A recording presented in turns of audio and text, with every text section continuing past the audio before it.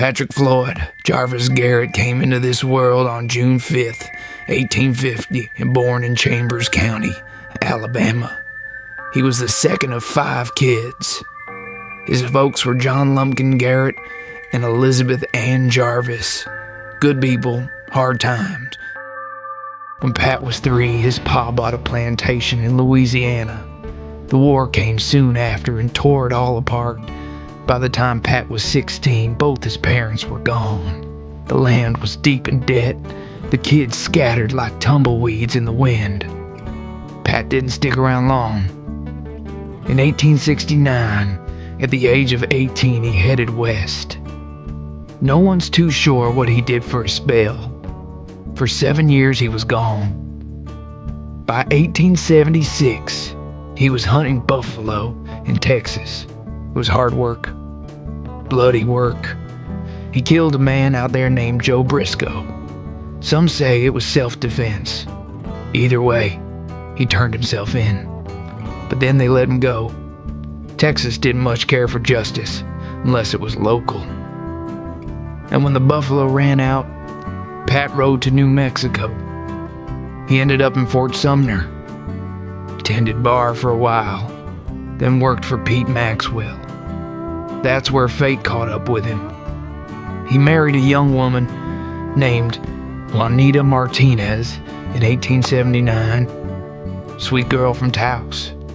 Billy the Kid and his gang even came to the wedding. But the joy didn't last. She fell ill right after and passed 2 weeks later. 19 years old, buried in Fort Sumner. Pat didn't talk much about her after that. A year later, he married again. Paulinaria Gutierrez was her name. She gave him 8 children over the years. Ida, Dudley, Elizabeth, Annie, Patrick, Pauline, Oscar, and Jarvis. Big family for a man who spent most of his life chasing ghosts. Funny thing though, Apollinaria's sister Celsa was said to be close with Billy the Kid. Life has a way of crossing lines that ought to stay straight. And that's how Pat Garrett's story began. A man shaped by loss, war, and the long road west. Before the legend, before the gun that made his name. Billy the Kid was trouble on 2 legs. Born Henry McCarty, called himself William Bonney later, like a fresh coat of paint would hide what he was. He was wanted for murder after the Lincoln County War. Quick with a smile, quicker with a gun. Pat Garrett got himself elected sheriff of Lincoln County on November 2nd, 1880. He beat the old sheriff fair and square. 320 votes to 179. Didn't even have the badge yet, but the man he replaced made him a deputy early. Folks figured Garrett was the one who could catch the kid. He even took a U.S. Marshal's commission so he could chase him across borders. First stop was the Dedrick Ranch at Bosque Grande. That was November 30th, 1880. Garrett and his posse came in, expecting Billy. They found other varmints instead. John Joshua Webb, wanted for murder, and George Davis, a horse thief. Garrett dragged them off to the sheriff in San Miguel County and kept moving. Next stop, Puerto de Luna. Some loudmouth named Mariano Leiva picked a fight, so Garrett shot him in the shoulder just to quiet things down. Then came December 19. Billy the Kid and his gang rode into Fort Sumner. Garrett and his men were waiting in the dark. They spotted a rider and thought it was Billy. Except that it wasn't. It was Tom O'Folliard, one of his own. Garrett's men fired first. Tom hit the dirt and never got back up. Billy and the rest slipped away into the night. 3 days later, Garrett found them again at a place called Stinking Springs. Cold, lonely country. Gunfire broke the quiet. Charlie Bowder died there. The rest gave up. Garrett took them in, chains and all. Then in April 15, 1881, the kid was sentenced to hang. Judge Warren Bristol gave the order, but Billy didn't plan on dying that way. 13 days later, he broke out, shot 2 deputies dead, and rode off laughing. Then, in July 14, 1881, that's when it ended. Garrett rode into Fort Sumner asking questions. He heard Billy was bunking with Pete Maxwell, so near midnight, he walked into Maxwell's house. The kid was half asleep, wandered into the room in the dark. Didn't see Garrett standing there. He said, "Am I quién es?" Or, "Who is it?" Twice he asked, but then Garrett answered with a gun. First shot caught Billy in the chest. Second one missed. Some say Billy died right away. Others say he took a few breaths first. Either way, the kid's run was over, and Pat Garrett became the man who killed him. Pat Garrett wasn't much of a writer, but he had a story that needed telling. So, he teamed up with a newspaper man named Ash Upson. As a ghostwriter, Ash had the words, Pat had the legend. Together, they wrote The Authentic Life of Billy the Kid. Came out in 1882. Didn't sell worth a damn. The publisher couldn't spread it far, and folks didn't buy many copies. But time has a way of digging up old bones. By 1954, the 5th publisher picked it up. Historians started calling it the real deal. Libraries across the states and even Europe stocked it. Print after print kept rolling. By 76, it had gone through 10 runs. Not bad for a book that started as a flop. For a long time, people took every word as gospel. They believed Pat's version of Billy's life was the truth. Then the historians came along, poking at the cracks. They found holes. They found tall tales mixed with fact. Turns out, even lawmen can't resist polishing their stories a bit. But anyhow, Pat and Ash split the money evenly. Didn't make them rich, but they stayed good friends. And when Ash died in 1894, down in Uvalde, Texas, Pat buried him in his own plot of land. That says something. 2 men, 1 story, bound by ink and earth. Folks say if that book hadn't been written, Billy the Kid might have slipped right out of history. But stories have a way of sticking around, especially when they've got gun smoke and guilt in them. Also, one of the reasons why Pat wanted to get this book out was because after Billy the Kid's death, other writers came running. They painted the kid as a hero, and Pat as the man who shot him down like a dog. The truth got lost somewhere in the shuffle, so Pat figured he might as well tell his side, and maybe make a few dollars while he was at it. The book was full of mistakes, sure, but for years, it was the only map folks had to that story. The first edition became rare as rain in July, and by 1969, collectors called it exceedingly rare. New versions came out over the years. Each one was a little different, but the same ghost rose through every page, with Billy the Kid, half legend, half lie, and Pat Garrett, the man who made them both. But again, the book didn't sell much, but funny thing about history, it doesn't care how many copies you sell. That book stuck around, mistakes and all. It became the story most folks believed. And just like that, Pat Garrett turned into the lawman hero, and Billy the Kid became the outlaw legend. Two sides of the same coin, flipping in the Old West. Pat Garrett didn't run again for sheriff in 1882. He'd had enough of chasing men and chasing votes, so he packed up and went to Texas. Tried his hand at politics, ran for the state senate, but he lost. However, he didn't seem too torn up about it. He then signed on with the Texas Rangers for a bit, where he lasted less than a month. Guess the law on him had a hard time staying friends. Then he wandered back to Roswell, New Mexico, and found a big pocket of water underground.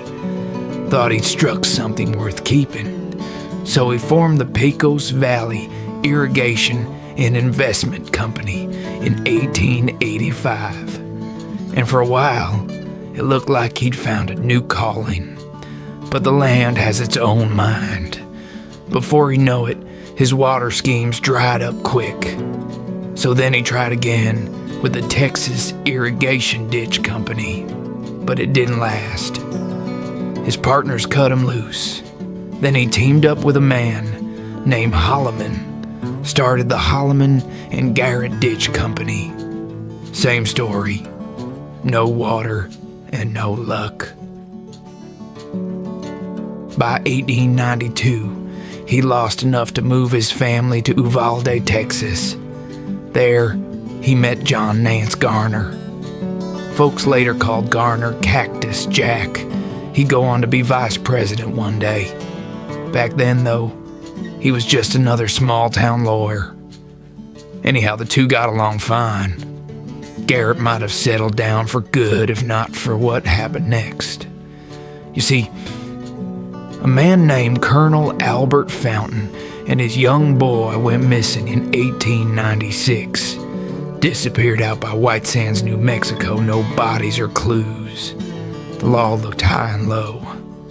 Pinkertons, scouts, everyone, but they found nothing. Afterward, Garrett got called back into service. He made sheriff of Doña Ana County that same year. Took him 2 years, but he gathered enough to start arresting suspects. He went after Oliver Lee, Bill McNew, Bill Carr, and James Gilliland. He caught McNew and Carr quick. The others slipped off into the desert. On July 12th, 1898, Garrett and his posse tracked Lee and Gilliland to a ranch near Oro Grande. He aimed to take them while they slept, but the outlaws weren't fools. They'd made camp on the roof. So one of Garrett's men climbed up after hearing noise. The man, Deputy Kearney, took a bullet to the gut.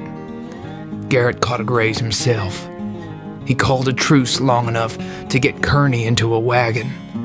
However, the deputy died before they reached Las Cruces.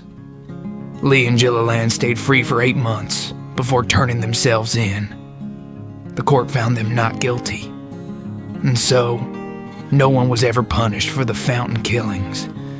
That was the kind of justice the desert gave. Hard, slow, and mostly empty. By 1899, Pat Garrett had seen enough killing to last a few lifetimes.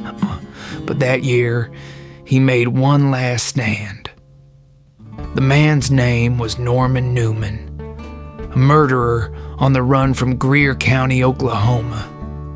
He holed up at the San Augustine Ranch in New Mexico. Sheriff George Blaylock rode out and asked Pat for help. Pat saddled up with one of his deputies, Jose Espelin. They rode quiet through the desert. Then, on October 7th, 1899, they found Newman. Gun spoke. Newman fell. And that was the last man Pat Garrett ever killed. 2 years later, in 1901, President Theodore Roosevelt gave Pat a fancy job, collector of customs in El Paso. Folks called him one of Roosevelt's White House gunfighters. Bat Masterson and Ben Daniels were the other two. Washington didn't much like it, but Roosevelt got his way, and the Senate signed it off in early 1902. The job didn't sit easy, however. Pat wasn't built for politics. He got in a fist fight with one of his own men, George Gaither. I'm right out in public, so they were fined $5 each for disturbing the peace. Cheap lesson maybe, but the papers had a field day, and the complaints kept rolling in. They said Pat couldn't run an office worth a damn, but Roosevelt stood by him for a while. He even invited him to a Rough Riders reunion in 1905. Pat wasn't a member, but it was the president's way of saying, I trust this man. Pat showed up with a guest, Tom Powers, introduced him to the president as a Texas cattleman. They took a couple of photos with Roosevelt, all smiles and handshakes. They looked fine at the time, but then the truth came out. Turns out Tom Powers wasn't a cattleman at all. He owned a dive bar in El Paso called the Coney Island Saloon, the kind of place where fights outnumbered prayers. That bit of foolishness was the end of it. Roosevelt had had enough. On January 2nd, 1906, Pat Garrett was out of a job. No gunfight, no glory, just politics pride and one bad friend. After he got fired, Pat went back to New Mexico with his family. Money was bad, real bad. The ranch was deep in debt, and the bank came calling. When he couldn't pay, the county took everything he owned and sold it off. All his belongings brought in just $650. That's what a lifetime of work was worth by then. President Roosevelt had made Pat's old friend George Curry the new governor of the territory. So Pat met with him, hoping for a break. Curry promised him a job running the prison in Santa Fe once he took office. But that was months away. And Pat didn't have months. So he left his family in New Mexico and went to El Paso to find work. He got a job at a real estate firm called H.M. Maple and Company. Didn't pay much, but it kept him fed. He started living with a woman folks called Mrs. Brown. She worked the streets and people talked. When Curry heard about it, he took back his promise, and that job was gone before it began. Meanwhile, trouble was brewing back home. Pat's boy Dudley had leased out their Bear Canyon ranch to a man named Wayne Brazel. At first it seemed fair enough, but then Brazel filled the land with goats, thousands of the smelly things, and cattlemen hated goats because they chewed the grass right down to dust. Pat tried to break the lease, especially after he learned the money behind Brazel came from a neighbor named Bill Cox. It made his blood boil. Then he found out a man named Print Road was Brazel's partner, which didn't help matters one bit. So then Pat took it to court. But before the judge could decide, a gunman named Jim Miller came around to smooth things over. He talked to Brazel, who said he'd drop the lease if someone bought his 1,200 goats. Carl Adamson, who happened to be kin to Miller, agreed to buy them. So, this seemed like the end of it. But then, Brazel changed his story.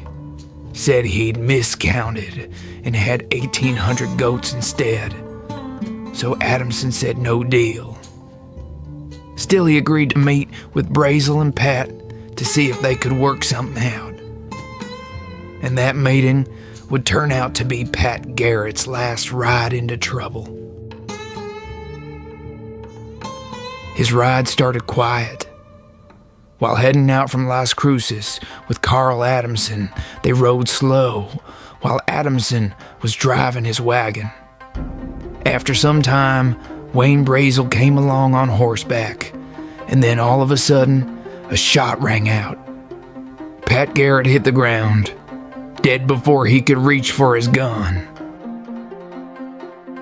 Who fired that shot, no one knows for sure.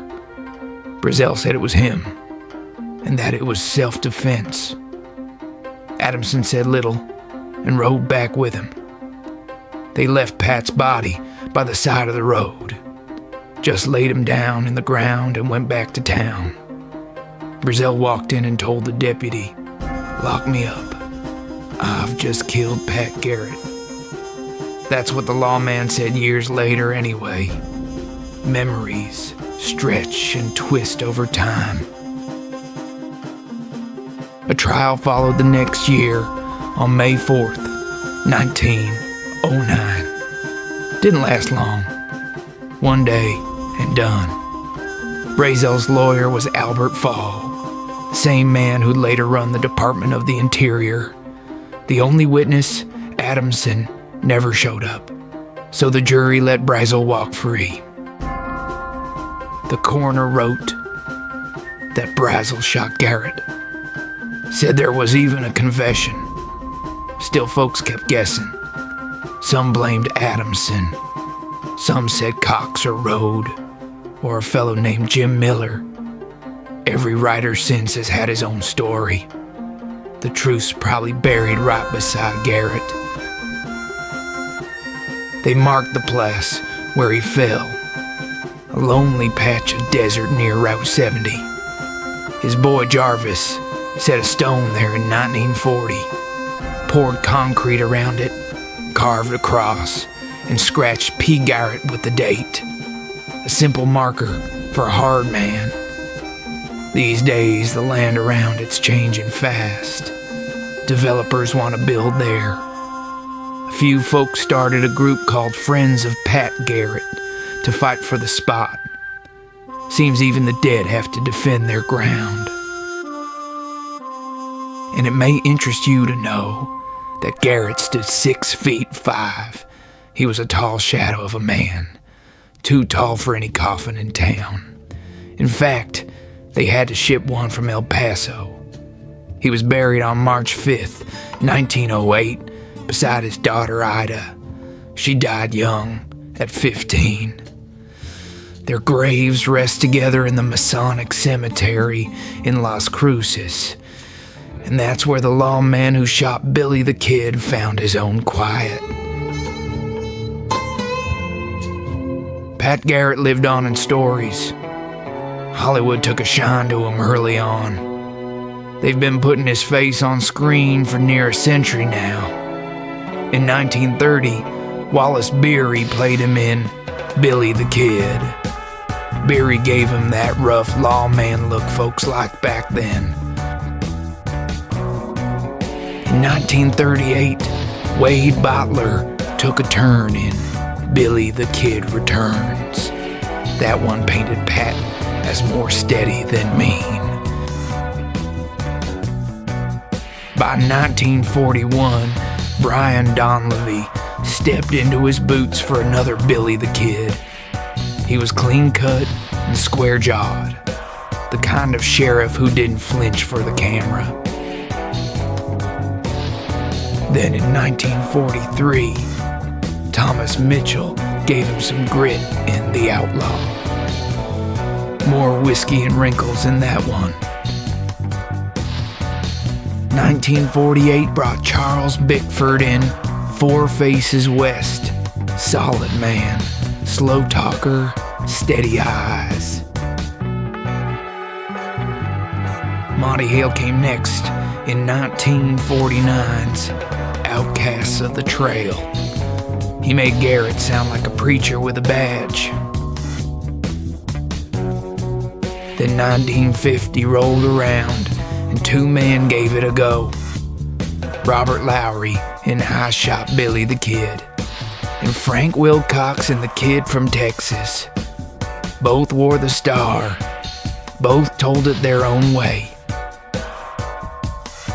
1954 brought two more, James Griffith in The Law vs. Billy the Kid, and Richard Travis in Stories of the Century. Both lawmen, both tired of chasing ghosts.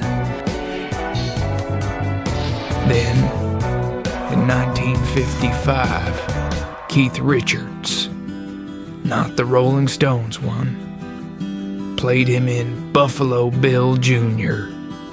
It was only in one episode. Blink, and you'd miss it.